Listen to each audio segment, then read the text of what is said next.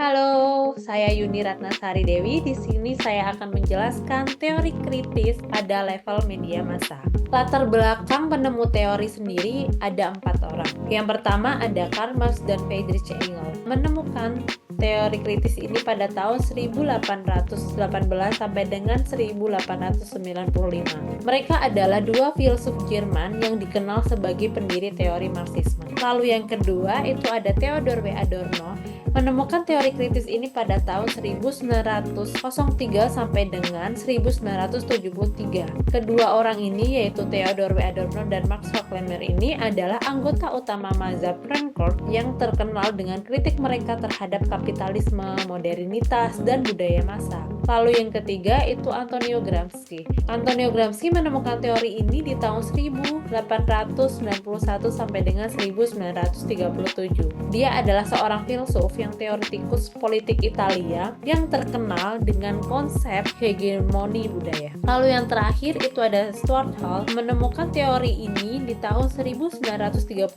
sampai dengan 2014.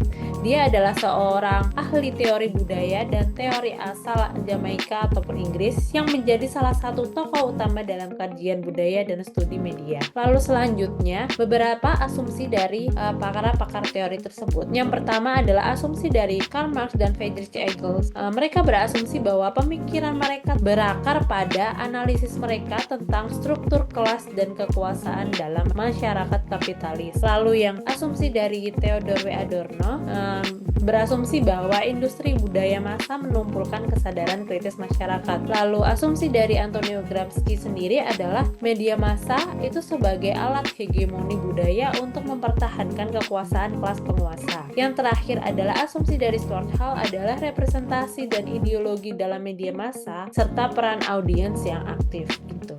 Lalu ini adalah isi teori dan penjelasan. Yang pertama, isi dari teori Karl Marx dan Friedrich Engels sendiri, media massa beroperasi sebagai instrumen dominasi yang efektif, membantu kelas borjuasi dalam mempertahankan kekuasaan dan mengendalikan kelas pekerja dalam masyarakat kapitalis. Yang pertama adalah menyebarkan ideologi borjuasi. Media massa menyebarkan ideologi dominan, mendukung kepentingan borjuasi. Yang kedua, mengalihkan perhatian.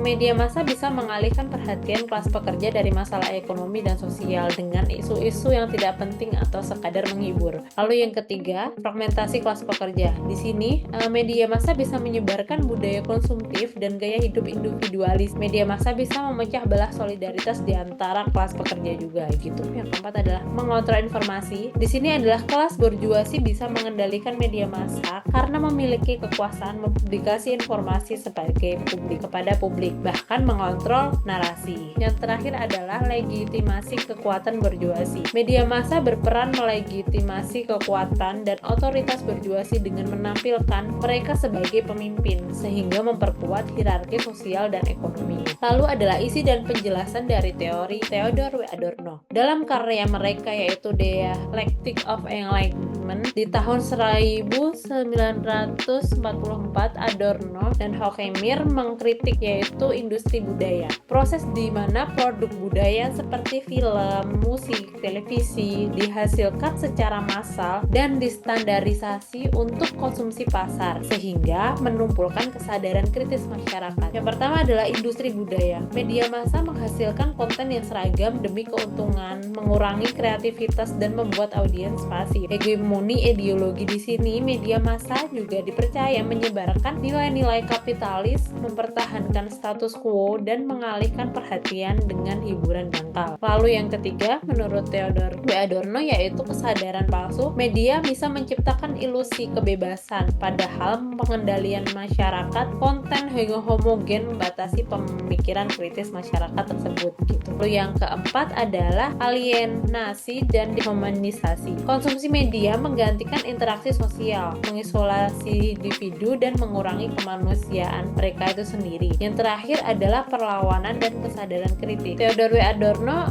berasumsi bahwa kelas borjuasi mengendalikan informasi dan narasi media, bisa juga melegitimasi kekuatan mereka dan memperkuat hierarki sosial. Lalu untuk isi dan penjelasan teori dari Antonio Gramsci adalah, Antonio Gramsci ini sendiri seorang filsuf di tahun 1891 sampai 1937. Gramsci berpendapat bahwa kelas penguasa mempertahankan kekuasaannya tidak hanya melalui kontrol ekonomi saja ataupun politik, tetapi juga melalui kontrol budaya dan ideologi. Media massa memainkan peran kunci dalam proses ini dengan menyebarkan nilai-nilai, norma, dan ide yang membuat dominasi di kelas penguasa tanpa alami dan sah. Lalu yang kedua adalah konsensus. Menurut Gramsci, hegemoni budaya ini bisa dicapai melalui konsensus, di mana mayoritas masyarakat menerima dan menyetujui pandangan dunia kelas penguasa. Media massa membantu juga membentuk konsensus ini dengan menyediakan narasi yang mendukung dan memperkuat kekuasaan kelas penguasa tersebut.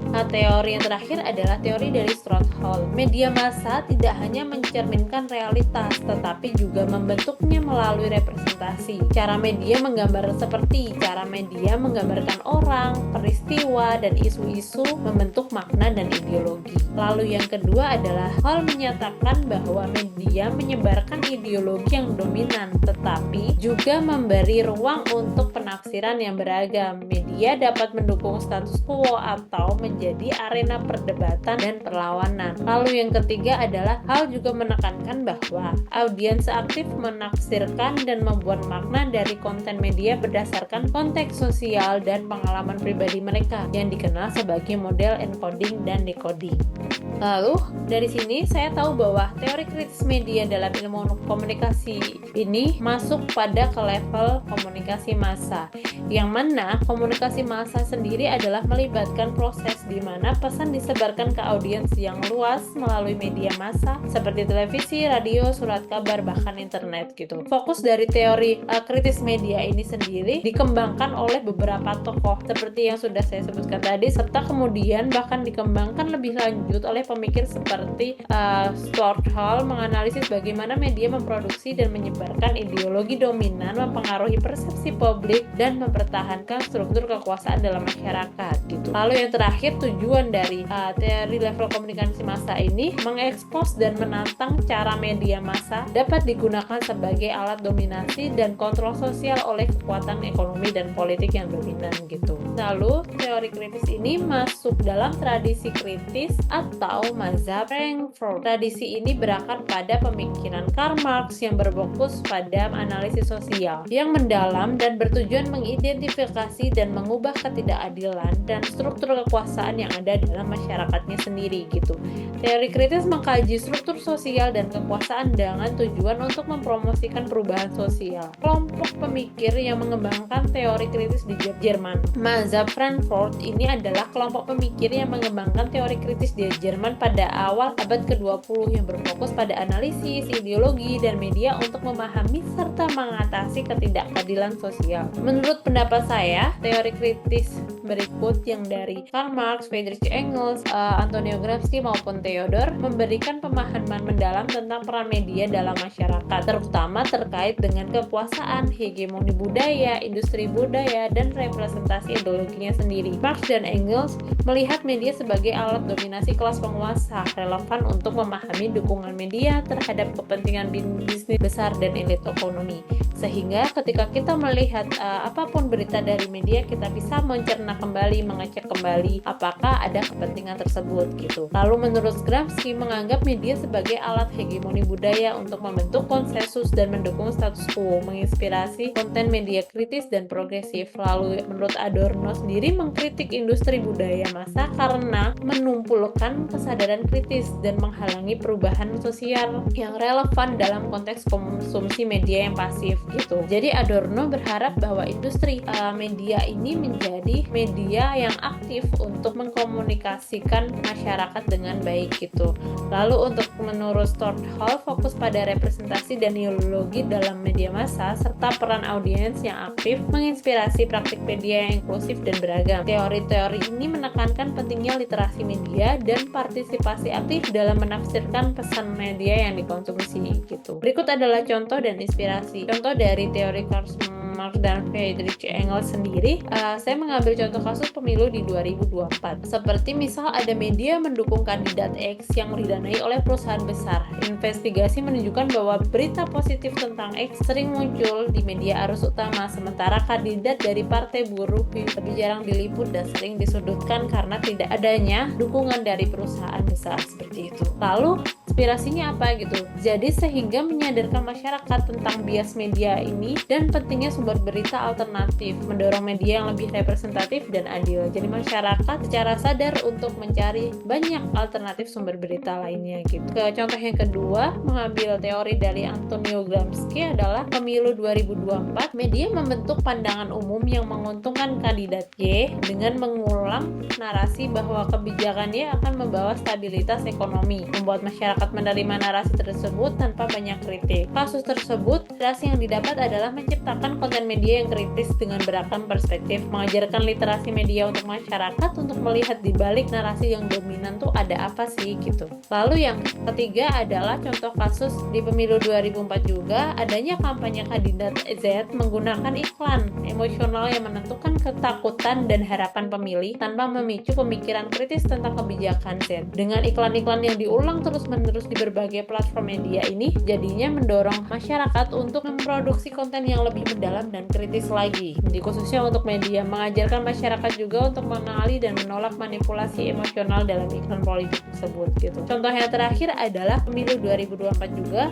Contohnya misal ada kandidat dari minoritas etnis tertentu yang mendapat liputan media yang menekankan stereotip dan kurang menonjolkan kebijakan mereka. Jadi lebih fokus ke etnisnya, ras, dan lain sebagainya. Sering digambarkan dengan cara yang merendahkan atau bahkan tidak akurat gitu. Kadang ditutup-tutupin gitu. Nah, dari kasus ini menginspirasi harusnya media lebih bisa inklusif dan beragam, serta aktif mengajak audiens untuk berpartisipasi dalam menafsirkan representasi media yang baik. Sekian dari saya, kita bisa diskusikan lebih lanjut untuk teori kritis ini. Terima kasih.